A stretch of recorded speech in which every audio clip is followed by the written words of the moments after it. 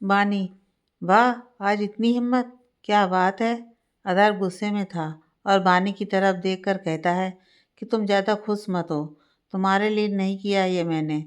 बानी, I know, हमारी इतनी अच्छी किस्मत कहाँ है। अदर बानी की बातों का जवाब नहीं देता है और बाथरूम में फ्रेश होने चला जाता है। जब वो बाथरूम से निकल रहा होता है तो वो देखता है कि बानी किसी से फ़ोन पर बातें कर रही है और अदर को खड़ूस बता रही है। अदर को बानी की बातों पर गुस्सा नहीं बल्कि हंसी आ जाती है और वो अपने सिर पर हाथ मारते हुए कहता है कि ये पागल भी मेरे ही हिस्से में आनी थी। फिर अदर वहाँ से निकलकर बानी के सामने आ जाता है और कहता है कि किसको तुम मेरे बारे में भड़का रही हो।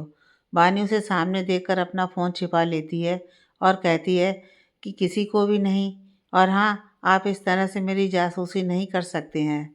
अदर ज़बरदस्ती उसके हाथों से फ़ोन लेने लगता है और उस समय दोनों एक दूसरे की बाहों में होते हैं। फिर अदर महसूस करता है कि बानी के वो बहुत करीब है तो उससे दूरी बना लेता है। फिर वो बानी की तरफ देखता है तो बानी अपना चेहरा अपने दोनों हाथों से छिपाकर सर मार रही होती है। बानी को देखकर अदर को हंसी आ जाती है और कहता है कि बानी, ये तुम क्या कर रही हो। बानी, अरे हमारा सीन चल रहा था ना। Other, scene. बानी, छोड़ो, आप रहने दो, और वहाँ से मुंह बनाते हुए वहाँ से निकल जाती है। फिर अदर बाहर जाने के लिए अपना जूता ढूंढने लगता है और इधर उधर देखने लगता है। फिर उसकी नज़र दरवाजे पर दिख रही साड़ी के पल्लू पर जाती है और वो वहाँ जाकर अचानक से बानी का हाथ पकड़कर अपनी ओर खींचते हुए अपनी बाहों में ले लेता है। बानी अदर के इतने नज़दीक जाकर नर्वस हो जाती है और उसके हाथों से अपने हाथों को छुड़ाने लगती है। तभी अदर कहता है कि आखिर तुम करना क्या चाहती हो। बानी, कुछ नहीं, हमारा हाथ छोड़ दीजिए, हमें जाना है, मम्मी जी इंतज़ार कर रही होंगी किचन में। अदर बानी के बार बार बोलने पर उसका हाथ छोड़ देता है और उसी की तरफ देखता रहता है जब तक वो उसकी आंखों के सामने से चली नहीं जाती। बानी फट नीचे किचन में जाकर कामों में जुट जाती है, लेकिन काम करते करते उसे कमरे में हुई अदर और उसके बीच की वो सारी बातें याद आने लगती हैं और वो उसी में खो जाती है। तभी वहाँ खड़ी गरिमा देखती है कि बानी कहीं खोई सी है। तभी वो उबलता हुआ दूध का बर्तन उतार कर बानी के सामने रख देती है। कुछ समय बाद अदर बाहर जाने के लिए नीचे आता है तो उसे किचन से बानी के चिल्लाने की आवाज़ आती है और अदर दौड़ता हुआ किचन की ओर भागता है। वहाँ जाकर अदर देखता है कि बानी का हाथ पूरा जल गया है। उसके पूरे हाथ पर गर्म दूध गिर गया था। अदर जल्दी से बानी को वहाँ से उठाकर हॉस्पिटल ले जाता है और बानी को दिखाकर वापस लाता है। वो देखता है कि बानी का ख्याल रखने वाला कोई नहीं है। अदर की पत्नी होने के कारण घर पर बानी को भी कोई पसंद नहीं करता था। यही सारी बातों को देखते हुए अदर अरविंद से कहता है कि डैड, मैं कुछ दिनों तक ऑफिस नहीं आऊँगा क्योंकि मुझे कुछ और काम है। यह सुनकर अरविंद गुस्सा होते हैं और अदर पर चिल्लाने लगते हैं और कहते हैं कि तुम दोनों वैसे भी किसी काम के नहीं हो। तभी सागरिका कहती हैं कि बीवी का गुलाम हो गया है, इसीलिए उसी के चलते काम पर नहीं जाएगा। कार्तिक देखता है कि सागरिका अरविंद को भड़का रही हैं। तभी कार्तिक कहता है कि डैड, मैं हूँ ना, मैं सब संभाल लूँगा, आप अदर को जाने दीजिए ना डैड। अरविंद, अरे लेकिन शादी के बाद तुम भी तो हनीमून पर कहीं नहीं गए हो, तुम्हें नहीं जाना है क्या, तुम्हें छुट्टी की ज़रूरत नहीं है क्या। कार्तिक ये बातों को सुनकर गर्मा की ओर देखता है और कहता है कि नहीं डैड, मुझे कहीं नहीं जाना है क्योंकि गर्मा को घूमना पसंद नहीं है। अदर उसके बाद अपने कमरे में जाने के लिए ऊपर आता है और देखता है कि बानी कमरे के बाहर खड़ी होकर सब सुन रही है। फिर वो बानी के पास आता है और कहता है कि तुम यहाँ क्या कर रही हो, तुम्हें आराम करना चाहिए ना, चलो अंदर। बानी अंदर जाती है और आराम करने के लिए बिस्तर पर बैठ जाती है। अदर बानी की दवाई लेकर आता है और उसके पास बैठकर उसे दवाई देता है और कहता है कि तुम इतनी परेशान क्यों हो। बानी, कार्तिक भाई की ज़िंदगी कितनी बेकार हो गई है ना, वो गरिमा आज भी आपको चाहती है। और अदर, और बानी, कुछ नहीं, बस ऐसा लगता है कि कार्तिक भाई की लाइफ अच्छी होनी चाहिए थी। अदर, हाँ, लेकिन तुम उनके बारे में इतना मत सोचो, तुम तो बस ये सोचो कि मेरे से शादी करके तुमने कितनी बड़ी गलती की है। बानी ये सुनकर मुस्कुराने लगती है और अदर की आंखों में देखते हुए कहती है कि बिना कुछ उम्मीद के भी मैं आपके साथ हर जन्म में साथ रहना चाहती हूँ। और आप हमें प्यार नहीं करते तो क्या हुआ, हम तो आपसे करते हैं ना। अदर बानी की ये बात सुनकर अपनी नज़रें चुराते हुए वहाँ से खड़े हो जाता है और कहता है कि बहुत लेट हो गया है, अब सोना चाहिए। उसके बाद दोनों अपनी अपनी जगह पर सोने चले जाते हैं। सोते वक्त भी दोनों एक दूसरे के बारे में ही सोच रहे थे और सोचते सोचते दोनों की आंख लग जाती है। अगले दिन सुबह सुबह वानी की आंख जब खुलती है तो वो देखती है कि वहाँ चाय और साथ में ब्रेकफास्ट रखा हुआ है। फिर वानी अधर्व की तरफ देखती है और कहती है कि ये सब क्या है। अधर्व, लो चाय पियो और ब्रेकफास्ट करके फ्रेश हो जाओ और उसके बाद हम अम्मा के पास जाएंगे। बानी फिर रेडी होकर आती है और दोनों अम्मा के यहाँ जाने के लिए निकल जाते हैं। तभी बानी को किसी का फ़ोन आता है और वो उससे बात करने लग जाती है। जब दोनों वृद्धाश्रम पहुंच जाते हैं तब देखते हैं कि वहाँ गरिमा और कार्तिक पहले से ही मौजूद हैं। फिर दोनों वहाँ जाते हैं। अधर्व को देखकर कार्तिक कहता है कि यार, वो दादू से मिलने आ गया और देखो ना, सच ही कहा था तुमने कि दादू बहुत खुश हैं। गरिमा भी कहती है, बानी तुम सच में कोई जादूगर हो, किसी को भी अपना बना लेती हो पल भर में। मुझे भी बताओ ना कि कौन सा प्यार देती हो जो लोग इतनी आसानी से तुम्हारे अपने बन जाते हैं। ये बात सुनकर अदर्व को गरिमा पर बहुत गुस्सा आता है, लेकिन वो कार्तिक की वजह से कुछ नहीं बोलता है।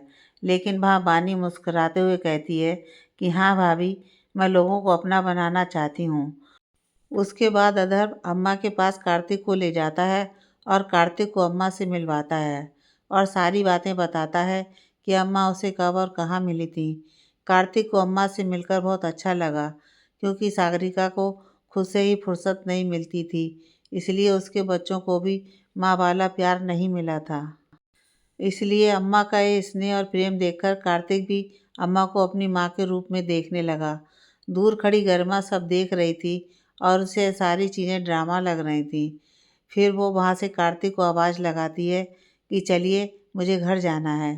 कार्तिक अब गरिमा से तंग आ चुका था, लेकिन शादी की अहमियत उसे पता थी और वो गरिमा की सारी बातों को नज़रअंदाज कर रहा था। उसे समझ ही नहीं आ रहा था कि गरिमा का व्यवहार उसके प्रति इतना खराब क्यों है। कार्तिक फिर अम्मा से विदा लेकर अधर्व की ओर देखता है और कहता है कि तू सच कह रहा था छोटे, देखना दादू कितने खुश लग रहे हैं और हमें भी यहाँ आकर कितना अच्छा लग रहा है। इन्हें देखकर ये सीख मिलती है कि जब अनजान लोग एक साथ इतने खुशी से रह सकते हैं तो परिवार वाले क्यों नहीं। बानी, सही कह रहे हैं भैया, परिवार में थोड़े मनमुटाव हो जाते हैं, लेकिन फिर सब सही हो जाता है, इसलिए तो हम एक दूसरे को परिवार कहते हैं। लेकिन भैया, अगर सब ये बात समझ जाते तो ये वृद्धाश्रम खोलने की हमें ज़रूरत ही नहीं पड़ती। कार्तिक बानी की बातें बड़े ध्यान से सुन रहा था। उतने में गरिमा की बुलाने की आवाज़ दोबारा आई। उसकी आवाज़ सुनते ही कार्तिक फुसफुसाते हुए कहता है कि हाँ, बिल्कुल इसके जैसे लोग ही परिवार की अहमियत नहीं जानते होंगे। बानी अदर्व देखते हैं कि कार्तिक खुश नहीं है अपनी ज़िंदगी में, लेकिन वो दोनों भी कार्तिक की मदद नहीं कर पा रहे थे। फिर वहाँ से कार्तिक गरिमा को लेकर घर के लिए निकल जाता है। बहुत समय बिताने के बाद अदर्व बानी के पास जाकर कहता है कि अब हमें घर चलना चाहिए। बानी, हाँ क्यों नहीं, लेकिन दादू। अदर्व, दादू को साथ ले जाएंगे। बानी, दादू खुश हैं यहाँ पर। अदर्व, हाँ इसलिए मैंने तुम्हारे ड्राइवर से बोल दिया है कि जब दादू को यहाँ आना होगा वो ले आएगा, और मैं नहीं चाहता कि मेरे परिवार की वजह से तुम्हें डैडी की डांट सुननी पड़े। यह कहकर अदर्व वहाँ से चला जाता है। माँ बैठी बानी को उसकी बातें अच्छी लगीं और वो मुस्कुराते हुए वहाँ से आने के लिए निकल गई। बाहर गाड़ी के पास दादू और अदर्व बानी का इंतज़ार कर रहे थे। फिर बानी गाड़ी में जाकर बैठ गई और दादू भी बानी के साथ पीछे वाली सीट पर आकर बैठे और अदर्व ड्राइवर के साथ आगे वाली सीट पर बैठ गया। बानी और अदर्व देख रहे थे कि दादू फिर से पहले की तरह उदास हो गए हैं। अदर्व इशारे से बानी को दादू से बात करने को कहता है। बानी फिर दादू से कहती है, दादू आप घूमने जाएंगे हमारे साथ। दादू बानी की ओर देखकर कहते हैं, कहाँ बेटा। बानी, देहरादून। यह सुनते ही दादू के चेहरे पर एक मुस्कान आ जाती है और वो कहते हैं कि तुम्हारी दादी से पहली बार मैं देहरादून में ही मिला था। दादा आगे कहते हैं कि साथ में हमने पढ़ाई की है और जब मैंने ये कारोबार की शुरुआत मुंबई में की थी तब तुम्हारी दादी ने बहुत मदद की थी मेरी, और उसे मुझसे ज़्यादा पता था कि कारोबार को आगे कैसे बढ़ाना है। बातें करते करते जब सब घर पहुंच जाते हैं, दादू वहां से बिना किसी से मिले अपने कमरे में चले जाते हैं और बानी अधर्व अपने कमरे में। बानी बहुत समय से अधर्व को चुपचाप बैठे देख रही थी। वो अधर्व के पास गई और बोली, क्या हुआ? आप इतने परेशान क्यों लग रहे हैं? हमें बताइए, शायद हम आपकी मदद कर पाएँ। यह सुनकर अधर्व बानी की ओर देखता है और कहता है कि हाँ, तुम ही मेरी मदद कर सकती हो। मैं सिंगर बनना चाहता हूँ और मुझे ये बिजनेस की समझ नहीं है। तो क्यों ना तुम ये काम करो, क्योंकि तुम सच में बहुत ज़्यादा जानती हो मेरे से। बानी, हाँ लेकिन। अदर्व, बस फिर मैं कार्तिक भाई और डैड से बात करता हूँ। यह कहकर अदर्व कमरे से बाहर चला गया। बानी वहीं खड़ी सोचती रही। शाम हो गई थी, सब घर आ चुके थे। सब एक साथ हॉल में बैठे थे। तभी अदर्व सोच रहा था कि पूरे परिवार के सामने बानी के काम करने के बारे में बताऊंगा। तभी अचानक से पायल रोते हुए घर आती है और बानी के पैरों में लिपट जाती है। सारे परिवार वाले खड़े हो जाते हैं और पायल के पास आकर पूछने लगते हैं कि क्या हुआ। तभी पायल सागरिका से कहती है कि माँ, आज तक आपने हमें कुछ अच्छा नहीं सिखाया। जब देखो तब लोगों से बदतमीजी और दूसरों का हक छीनने के लिए सिखाया है। सच कहूँ तो आपने हमें कभी माँ का प्यार नहीं दिया, बल्कि हमेशा गलत चीज़ें ही सिखाने की कोशिश की। और गलती सिर्फ आपकी नहीं है, मेरी भी है। क्योंकि भाई को देखिए, वो आपकी बातों में नहीं रहते थे और अच्छे इंसान बनकर रहे, लेकिन मैं हमेशा गलत ही रास्ता चुना। पायल को रोता हुआ देख कार्तिक उसके नज़दीक गया और बोला कि पहले शांत हो जा और बता कि क्या हुआ। तभी पायल कहती है कि मैंने शादी के बाद कभी भी गौरव जी और उनके परिवार को इज्जत नहीं दी। फिर भी गौरव जी मुझे माफ़ करते गए, लेकिन कुछ दिन पहले मुझे पता चला कि मैं माँ बनने वाली हूँ और मैंने किसी को नहीं बताया और चुपके से अबॉर्शन करवा लिया।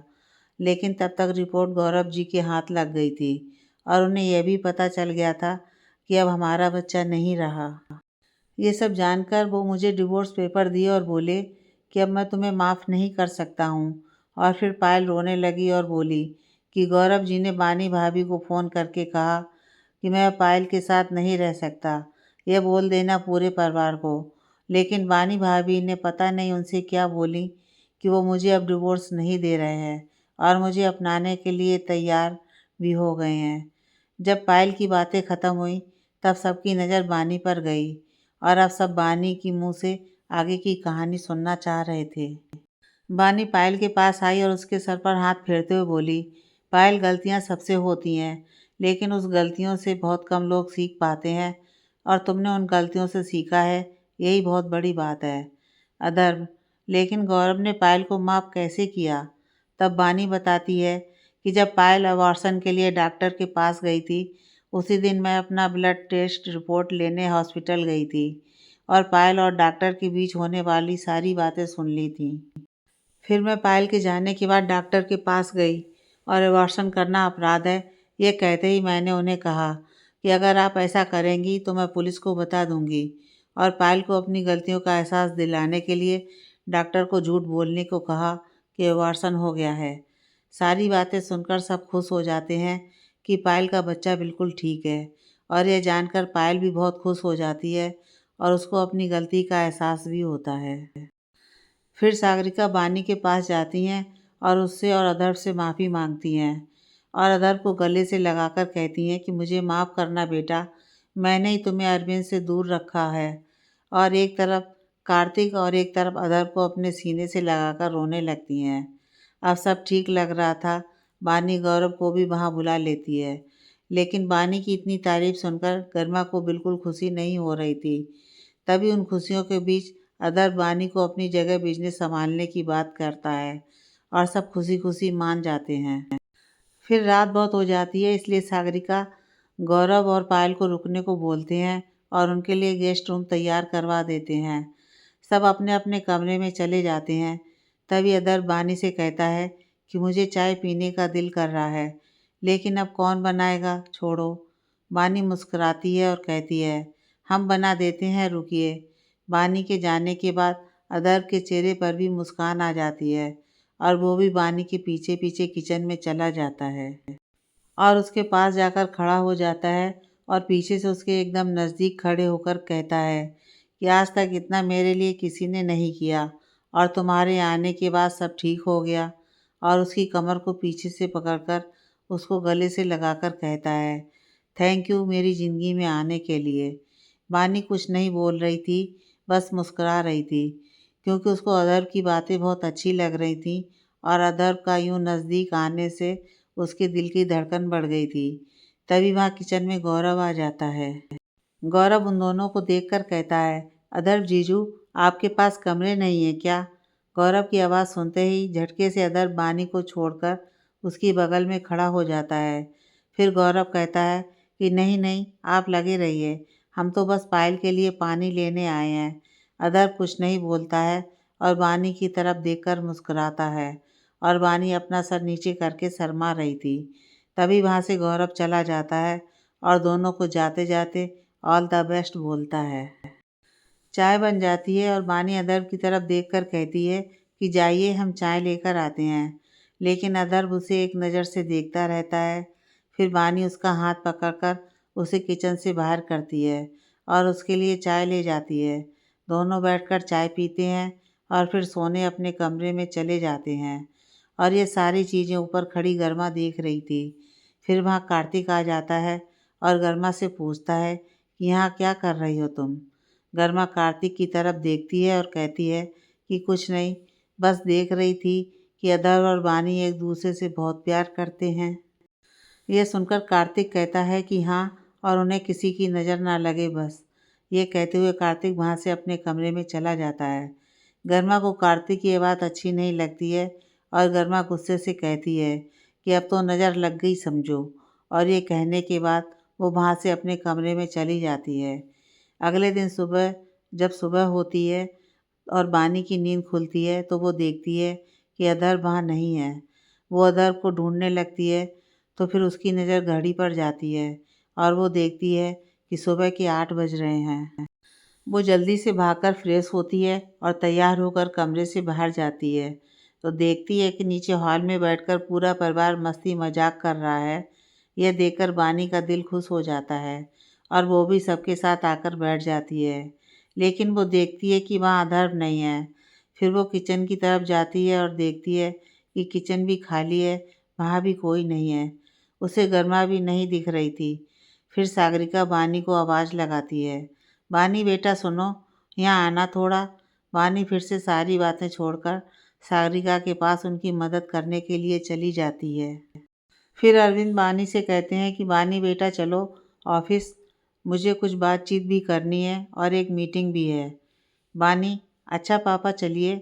बानी ऑफिस के लिए घर से निकल जाती है, लेकिन उसका चेहरा मुरझाया रहता है क्योंकि उसने आज सुबह से अदर्व का चेहरा नहीं देखा था और वो अदर्व से बहुत नाराज़ भी हो गई थी और उसके मन में यही चल रहा था कि कहीं अदर्व गर्मा के साथ तो कहीं नहीं चला गया।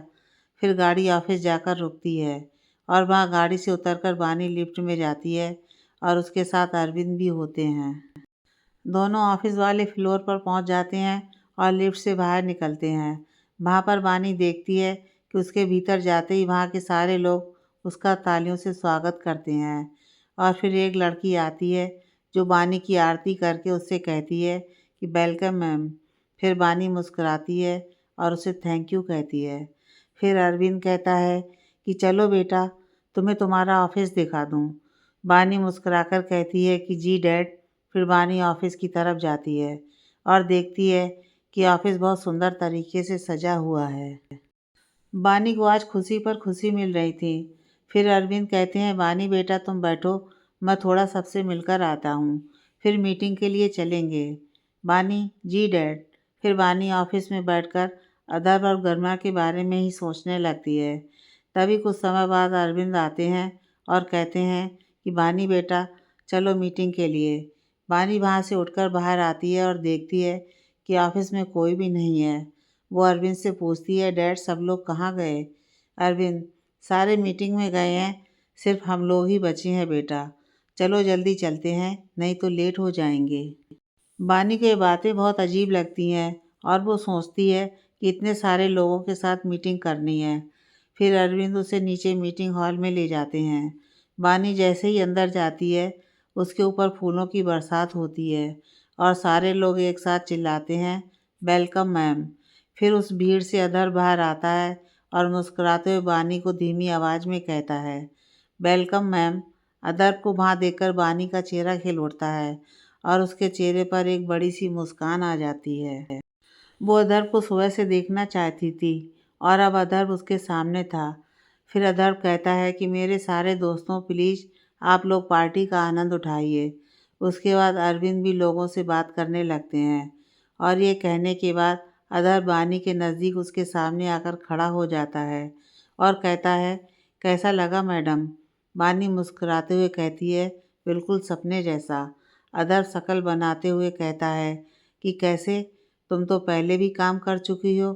बानी, हाँ, हमें काम करने की खुशी से ज़्यादा आपने हमारे लिए इतना कुछ किया है, उसकी खुशी है।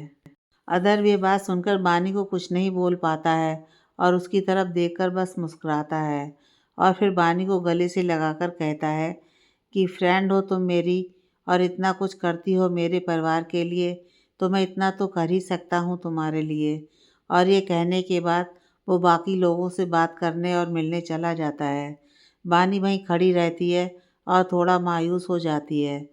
बानी उसे ज़ोर से गले लगाकर कहना चाहती थी कि फ्रेंड नहीं, पत्नी हूँ मैं आपकी और वही बनना चाहती हूँ और आपको बहुत प्यार करती हूँ।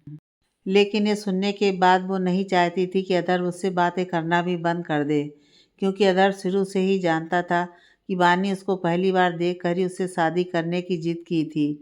फिर भी अदर फ्रेंड बोल रहा था, मतलब उसे वो पत्नी वाला संबंध नहीं चाहिए था, ऐसा बानी को लग रहा था। फिर वहीं काम करने वाली एक लड़की आती है और कहती है कि मैम आइए हमें ज्वाइन कीजिए। बानी मुस्कुराकर कहती है कि हाँ बिल्कुल, और फिर सारे ऑफिस वालों से मिलती है। फिर सारे पार्टी ख़त्म करके काम में जुड़ जाते हैं। अरविंद बानी को कहता है कि बानी चलो मीटिंग के लिए देर हो रही है। बानी की नज़रें उस वक्त अदर को देख रही थी। वो अदर के साथ अकेले कुछ समय व्यतीत करना चाह रही थी, लेकिन अरविंद के कहने पर वो वहाँ से चली जाती है। फिर शाम को बानी और अरविंद कार्तिक भी घर आते हैं। फिर अरविंद अपने पिता के पास चले जाते हैं और कार्तिक अपनी माँ सागरिका के पास। बानी की नज़रें फिर से अदर को ही ढूंढ रही थीं, लेकिन वो उसे वहाँ दिखाई नहीं दे रहा था। फिर बानी सागरिका और कार्तिक के साथ बैठकर बातें करने लगती है। उसी बीच सागरिका बताती है कि गर्मा अपने दोस्तों के साथ शॉपिंग गई है और अभी तक वापस नहीं आई है और देखते देखते अंधेरा छाने लगता है। तभी अरविंद सागरिका से कहता है कि आज पौधों में पानी नहीं पड़ा है क्या? सागरिका, नहीं, क्योंकि आज माली नहीं आया है, उसने आज की छुट्टी ली हुई है। तभी बानी कहती है कि डैड हम पानी डाल देते हैं। यह कहने के बाद बानी बाहर जाती है और पौधों में पानी डालने लगती है। तभी कुछ समय बाद अदर्व की कार मुख्य दरवाजे से अंदर आती है और अदर्व कार से बाहर आता है। तभी वहाँ खड़ी बानी उसे देखकर खुश हो जाती है और वहाँ अदर्व के पास आने लगती है। तभी उसके बढ़ते कदम वहीं रुक जाते हैं। वो देखती है कि कार की दूसरी तरफ से गर्मा मुस्कुराते हुए उतर रही है। अदर्व बानी को यूँ खड़ा देख उसके पास आता है और पूछता है कि बानी तुम ये क्यों कर रही हो? फिर वहाँ गरिमा आती है और कहती है कि बानी तुम ये सब क्यों कर रही हो? बानी, वो माली काका छुट्टी पर हैं इसलिए। बानी ये कहकर वहाँ से चुपचाप घर के अंदर आ जाती है। फिर गरिमा अदर्व से कहती है, चलो अंदर चलते हैं। फिर अदर्व गरिमा की तरफ देखता है और कहता है, ये बानी को क्या हो गया? गरिमा, ओहो तुम कितना टेंशन लेते हो, देखा नहीं कि वो काम कर रही थी, फिर भी ये सवाल पूछ रहे हो। थक गई होगी वो, ऑफिस भी गई थी, यहाँ भी काम कर रही थी। फिर अदर्व गरिमा के साथ घर के अंदर आता है और माँ के पास जाकर बैठता है। फिर सागरिका पूछती है कि कहाँ से आ रहे हो तुम दोनों? अदर्व, माँ, मैं तो अपने दोस्त राहुल से मिलने गया था। वो मेरा सबसे प्रिय मित्र है और गरिमा का भी। तो गरिमा भी मुझे वहाँ मिल गई और फिर आते समय हम दोनों साथ में आ गए। मैं किचन में खड़ी बानी सब सुन रही थी। फिर बानी सबके लिए चाय बनाकर लाई और सबको दिया, लेकिन अदर को चाय नहीं दी और किचन में वापस जाने लगी। तभी अदर पीछे से आवाज़ लगाता है और कहता है कि बानी, मेरी चाय। बानी कहती है कि चाय तो ख़त्म हो गई है। फिर कार्तिक कहता है कि मेरा मन भी चाय पीने का कर रहा है, जबकि उसने अपने लिए चाय बनाने से मना किया था। फिर सागरिका कहती है कि कमाल है, बानी ने चाय बनाई और ख़त्म हो गई, क्योंकि बानी जब भी कुछ बनाती है ना तो वो कम होता है और ना ही ज़्यादा। हो सकता है अधर्व कार्तिक ने मना कर दी तो उसे लगा कि तुम भी चाय नहीं पियोगे, इसीलिए शायद बानी ने तुम्हारे लिए भी चाय ना बनाई हो। एक काम करो, मेरी चाय ले लो। अधर्व, नहीं माँ, वैसे भी मुझे अब भूख लग गई है, मैं आता हूँ फ्रेश होकर के। कुछ 1 घंटे बाद सब नीचे खाने की डाइनिंग टेबल पर बैठ जाते हैं। वह बानी और गर्मा खाना परोस रही थी। बानी सबकी थाली में खाना दे रही थी, सिवाय अधर्व के। अधर्व को यह देखकर बिल्कुल अच्छा नहीं लग रहा था। तभी सागरिका कहती है, बानी बेटा, अधर्व को खाना तो दो। बानी फिर अधर्व की तरफ देखती है, जो बानी को ही देख रहा था, और फिर गर्मा को कहती है, भाभी, आप अदर को नाश्ता दे दीजिए, हमें किचन में कुछ काम है। यह कहकर वो किचन की तरफ चली जाती है। फिर अदर पानी के हाथ से खाना लेकर खुद ले लेता है और गुस्से में जल्दी जल्दी खाने लगता है, और जल्दीबाजी में उसके मुंह में मिर्ची लग जाती है और वो खांसने लगता है। तभी गर्मा उसे पानी देती है, लेकिन सागरिका कहती है कि अदर को तीखा बिल्कुल भी पसंद नहीं है। जाओ अदर, किचन में कुछ मीठा खा लो। अदर किचन की तरफ भागता हुआ जाता है, लेकिन रास्ते में उसे बानी हाथों में बर्फ़ी लिए मिल जाती है। वो अदर को अपने हाथों से बर्फ़ी खिलाती है और फिर किचन में वापस चली जाती है। अदर को ये सारी चीज़ें बहुत अजीब लग रही थीं और वो बानी से बात करने उसके पीछे किचन में चला जाता है। किचन में जाने के बाद वो देखता है कि वहाँ पर एक कप चाय रखी है, जो ठंडी हो चुकी है। फिर वो बानी से कहता है कि तुम्हें हुआ क्या है यार? तुमने चाय बनाई है मेरे लिए, फिर मुझे दी क्यों नहीं? और भाई को भी पीनी थी, उन्हें क्यों नहीं दी? बानी सिर्फ सुन रही थी, कुछ बोल नहीं रही थी। तभी अदर उसका हाथ पकड़कर अपने सामने खड़ा करता है और बानी से कहता है कि मैं कुछ पूछ रहा हूँ, जवाब तो दो। फिर बानी अदर की आंखों में देखती है और बोलती है कि हाँ सही है, ये चाय हमने आपके लिए ही बनाई है। आप कुछ बोलें और वो काम ना हो, ऐसा कभी मैं होने ही नहीं दूंगी। लेकिन हम आपसे नाराज़ थे, इसलिए हमने आपको चाय नहीं दिए थे। अदर, लेकिन क्यों? और ठीक है, लेकिन भाई को क्यों नहीं दिया? बानी, आपके हिस्से की चीज़ हम किसी को छूने ना दें और आप देने की बात करते हैं। यह सुनकर अदर बानी की तरफ देखता रह जाता है और बानी अपना सर नीचे किए उसके सामने खड़ी रहती है। फिर बानी अपना हाथ अदर के हाथों से छुड़ाती है और किचन से बाहर चली जाती है। फिर अदर भाई गैस चूल्हे के पास बैठ जाता है और बानी की कई बातों के बारे में सोचने लगता है, और सोचते वक्त उसके चेहरे पर एक प्यारी सी मुस्कान आ जाती है और धीमी आवाज़ में कहता है, अच्छा, तो ये बात थी। और फिर मुस्कुराता है और कहता है, पूरी पागल बेगम है मेरी। और फिर वहाँ से वो भी बाहर चला आता है। खाना खाने के बाद सब हॉल में बैठते हैं और घर की दोनों बहुओं को खाने को बोलते हैं। फिर बानी और गर्मा दोनों खाने के लिए टेबल पर बैठते हैं। तभी अदर वहाँ आता है और कहता है, चलो आज मैं तुम दोनों को खाना सर्व कर देता हूँ। बानी को अदर की हर बात पर गुस्सा आ रहा था और वो मन में सोच रही थी कि आ गए बेशर्मों की तरह अपनी गर्मा जी को खाना खिलाने। और यह सोचते वक्त अदर को गुस्से से घूर रही थी। अदर को पता था कि बानी उसे गुस्से में देख रही है, लेकिन वो फिर भी जानबूझकर गर्मा को पूछ पूछ कर प्लेट में खाना दिए जा रहा था। उधर गर्मा को लग रहा था कि अदर्व यह सब उसके प्यार में कर रहा है, क्योंकि आज भी अदर्व उसी से प्यार करता है। दोनों खाना खाकर सबके साथ बैठने आ जाते हैं। कुछ देर साथ बैठकर गपशप करने के बाद सब सोने अपने अपने कमरे में चले जाते हैं। वहाँ से जाने के बाद बानी अपने कमरे में जाकर अपने कपड़े प्रेस करने लगी, ताकि उसे सुबह देर ना हो। अदर्ब उसी के सामने बेड पर जाकर बैठ गया और बोलने लगा, पता है बानी, आज बहुत मज़ा आया यार। पता है कितने दिनों बाद मैं राहुल से मिला। और तो और तीनों बेस्ट फ्रेंड एक साथ समय बिताए। ये कहते ही बानी गुस्से में अदर्ब की तरफ देखती है और प्रेस वहाँ रखकर वहाँ से बाथरूम की तरफ चली जाती है। कुछ समय बाद कपड़े जलने की स्मेल आती है और अदर्ब देखता है कि बानी ने उसकी शर्ट जला दी है।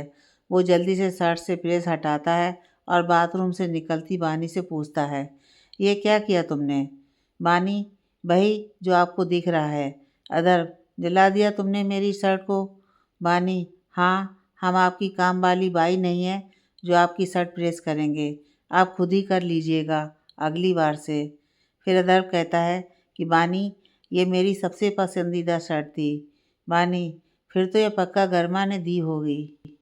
बानी की बात सुनकर अदर्ब के चेहरे पर एक मुस्कान आ जाती है और वो शर्ट वहाँ रखकर बानी के नज़दीक आता है और उसकी आंखों में देखते हुए उसका हाथ पकड़कर कहता है कि बानी, क्या हुआ है? कल तक तुम्हें मेरा काम करना बहुत पसंद था, आज अचानक से तुम इतना अजीब व्यवहार क्यों कर रही हो? बानी, हमारा हाथ छोड़िए, हमें कुछ बात नहीं करनी आपसे। फिर बानी सोने चली जाती है। फिर अदर भी चेंज करके सोने जाने लगता है। तभी बानी फिर उठकर गुस्से में उससे कहती है कि जब आपको पता है कि वो अभी भी आपको पाना चाहती है, फिर भी आप उनके साथ कैसे घूम सकते हैं? और इतना हंसकर क्यों बात कर रहे थे आप? आपको पता है कि हम आपसे कितना प्यार करते हैं, फिर भी आप हमारे सामने ये सब कर रहे हैं। पहली बार देखते के साथ आपसे प्यार हुआ हमें और हमने बिना सोचे समझे आपसे शादी कर ली और आप हमें धोखा दे रहे हैं। ये कहते कहते बानी अदर्ब के बिल्कुल पास चली जाती है और उसकी आंखों में आंसू आ जाते हैं। अदर्ब चुपचाप उसकी तरफ बड़े प्यार से देख रहा था और उसकी सारी बातें सुन रहा था। जब बानी की बातें ख़त्म हो गईं, तब बानी ने देखा कि अदर्ब उसकी तरफ देख रहा है। फिर बानी चुप हो जाती है और अपना सर नीचे करके उसके सामने खड़ी हो जाती है। कुछ समय दोनों के बीच कुछ बात नहीं होती है। फिर अदर्ब बानी की तरफ अपना कदम आगे बढ़ाता है और ज़ोरों से बानी को गले से लगाता है और कहता है कि मुझे पता है कि तुम मुझे बहुत प्यार करती हो और अब मैं भी करता हूँ। तुम पहली इंसान हो मेरी माँ के बाद जिसने मेरा कुछ इस तरह साथ दिया। पता है, माँ के जाने के बाद अकेला था मैं, तुमने ही आकर मुझे पूरा किया है। और ये कहने के बाद वो अपनी आंखों को सुकून से बंद करके गहरी सांस लेता है। बानी को तो खुशी का ठिकाना नहीं था। वो अदर को गले से लगाने के बाद उसके सर पर एक किस करती है और कहती है कि मैं कोई सपना तो नहीं देख रही हूँ। फिर अदर उसके सर पर किस करता है और कहता है कि लो, अब यकीन हो गया कि ये सपना नहीं है। बानी, आज तो खुशी से हमें नींद ही नहीं आएगी। अदर, तो एक काम करते हैं, लॉन्ग ड्राइव पर चलते हैं। बानी, हाँ, रुकिए, हम तैयार होकर आते हैं। अदर मुस्कुराता है और कहता है कि तुम आओ, मैं बाइक बाहर निकालता हूँ। बानी, ओके। फिर दोनों घर से रात को बाइक पर घूमने निकल जाते हैं। दोनों एक दूसरे के साथ बहुत खुश थे। तभी सामने से एक ट्रक आता है और अदर्ब की बाइक उससे टकरा गई और बाइक खाई में गिर गई।